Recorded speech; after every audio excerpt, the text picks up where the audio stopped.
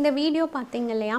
So நம்ம நல்லவங்களா தான் இருக்கோம். நம்மளுக்கு ஏன் ப்ராப்ளம்ஸ் வருதுன்னு கேட்டிங்கன்னா, கடவுளுக்கே ப்ராப்ளம்ஸ் வருது. மகாபாரதம், ராமாயணம், அதுக்கப்புறம் இயேசுவே சிலுவையில் அறைஞ்சாங்க. அவர் அந்நேரம் எவ்வளோ பெயின் ஃபீல் பண்ணியிருப்பாங்க.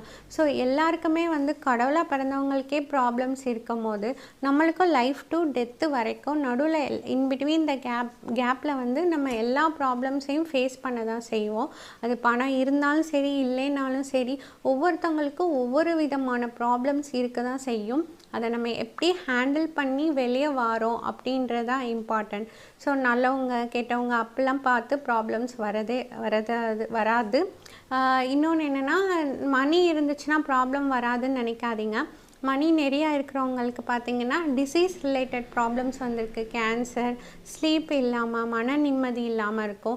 காசு இருக்கிறவங்களுக்கு அந்த மாதிரி இருக்கும். காசு இல்லாதவங்களுக்கு பணம் கஷ்டம் இருக்கும். ஸோ எவ்ரி பர்சன் ஏதாவது ஒரு ப்ராப்ளமை ஃபேஸ் பண்ணிக்கிட்டு தான் இருப்பாங்க. ஸோ அதுலேருந்து எப்படி வரணுன்றதுக்கு வேணால் ஸ்ட்ரென்த்தை வந்து நீங்கள் கடவுள்கிட்ட கேட்கலாம். பட் ப்ராப்ளமே இல்லாத லைஃப் அமைகிறதுக்கு வாய்ப்பே இல்லை.